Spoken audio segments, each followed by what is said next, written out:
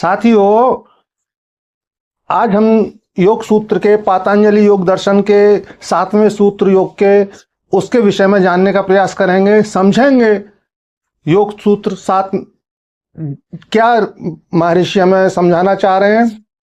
पिछले सूत्र में 6 नंबर सूत्र में हमें महर्षि ने बताया प्रमाण विपर्य विकल्प निद्रा स्मृतया। तो इसमें महर्षि पांच प्रकार की वृत्तियां बता रहे हैं, मन की 5 वृत्तियां। प्रथम वृत्ति है प्रमाण, जो कि आप पिछले एपिसोड में समझ चुके हैं। तो 5 वृत्तियों में जो प्रथम वृत्ति है प्रमाण, आज उसके विषय में समझेंगे।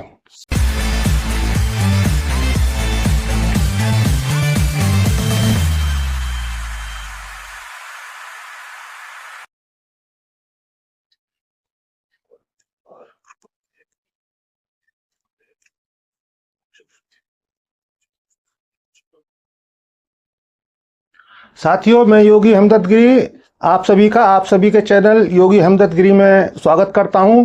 आप सभी को बहुत बहुत प्रेम। साथियों, आज हम योग सूत्र के पातंजलि योग दर्शन के 7वें सूत्र योग के उसके विषय में जानने का प्रयास करेंगे, समझेंगे योग सूत्र 7 क्या महर्षि हमें समझाना चाह रहे हैं। पिछले सूत्र में 6 नंबर सूत्र में हमें महर्षि ने बताया प्रमाण विपर्य विकल्प निद्रा स्मृतया।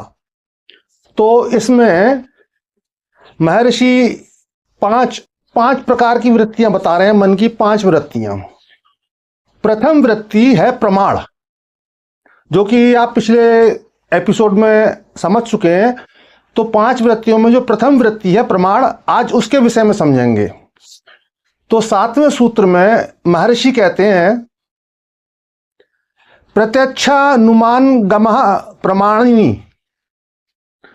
प्रत्यक्ष अनुमान गमः प्रमाणिनी। तो यहां ये समझिए प्रमाण वृत्ति के भी 3 भेद हैं। प्रमाण वृत्ति के 3 अवस्थाएं हैं। वो 3 अवस्थाएं कौन कौन सी हैं? पहली तो है प्रमाण, यानी जो कि प्रत्यक्ष है, जिसे हम प्रत्यक्ष जान रहे हैं, देख रहे हैं, समझ रहे हैं। और दूसरी है अनुमान। तो अनुमान जैसे कि हम किसी चीज का अनुमान लगाते हैं। जैसे आप यहां मैं थोड़ा सा वैज्ञानिक सिद्धांत भी शामिल करूंगा, जिससे कि आप थोड़ा वैज्ञानिक विषय में भी कुछ ज्ञानवर्धन हो और थोड़ा रुचिकर लगे और समझ पाए आप। क्योंकि आज के जो भी साधक हैं वो सभी विज्ञान में रुचि रखने वाले हैं और उस तरह से ज्यादा ठीक समझ पाएंगे। इसमें अगर मैं वैज्ञानिक उदाहरण एग्जाम्पल शामिल करूं तो अब सारे आगे एपिसोड में मैं ऐसे ही अच्छे एग्जाम्पल दूंगा, आपको समझाऊंगा कि कुछ आप वैज्ञानिकता को समझें, कुछ हमारी सृष्टि के बारे में कुछ अलग से भी जानें और योग सूत्र को भी समझें। प्रत्यक्ष अनुभव, जो प्रमाण का प्रथम यानी 3 अवस्थाएं हैं, उसमें प्रत्यक्ष अनुभव, इस चीज को हम समझते हैं। प्रत्यक्ष अनुभव क्या है? उससे पहले यहां समझते हैं कि 3 अवस्थाएं क्या हैं। हर वृत्ति की 3 अवस्थाएं। तो यहां समझेंगे 3 अवस्थाएं क्या हैं, जो कि हर समय, हर चीज में, हर द्रव्य में, हर प्राणी में, सृष्टि में, संपूर्ण हर ऐसी कोई चीज नहीं है जिसमें 3 अवस्थाएं ना हो, जिसे कि शास्त्रों में तम, रज और सत्व के नाम से जाना गया है। तो आप अपनी आधुनिक भाषा में उसे अपर, मिडिल, लो समझ सकते हैं।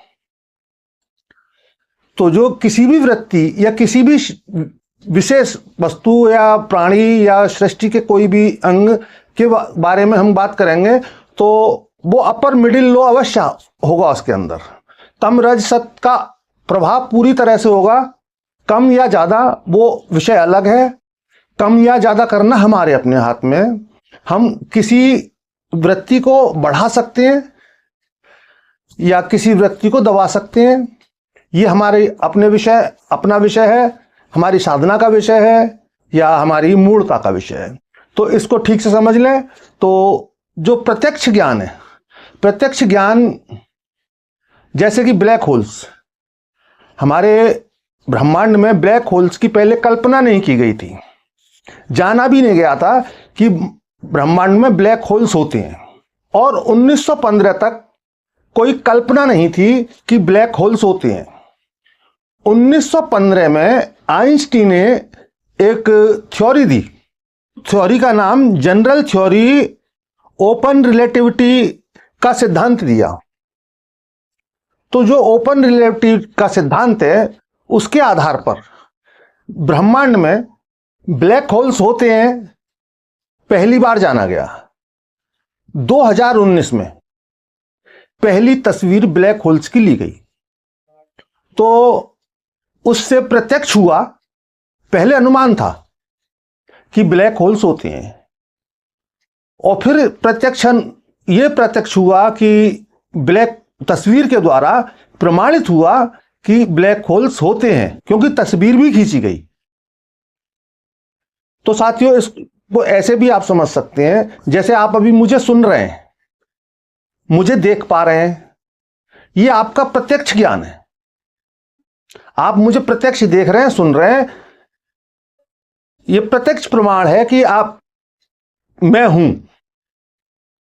लेकिन जिस समय आप ये वीडियो देख रहे हैं, मैं 2 या 3 दिन पहले अपलोड किया वीडियो है, हो सकता है इस समय मैं क्या कर रहा हूं या ना हूं, किस स्थिति में हूं, तो ये एक अनुमान होगा। इस समय आप देख रहे हैं, वो प्रमाण है, प्रत्यक्ष है, आप देख रहे हैं। लेकिन क्योंकि वीडियो पर देख रहे हैं, तो इस समय आप ये भी अनुमान लगा सकते हैं कि मैं कुछ अलग कर रहा हूं, ये अनुमान है। और अगर आपको कोई जानकारी मिलती है मेरे विषय में, कहीं से जानते हैं कि मैं इस समय क्या कर रहा हूं, या मुझे फोन कॉल करते हैं, मेरे से बात करते हैं, तो ये है आगम। तो आगम यानी कि जो हम शास्त्रों से जानते हैं, गुरुओं से जानते हैं। तो ये प्रमाण वृत्ति की 3 अवस्थाएं हैं: प्रत्यक्ष, अनुमान और आगम।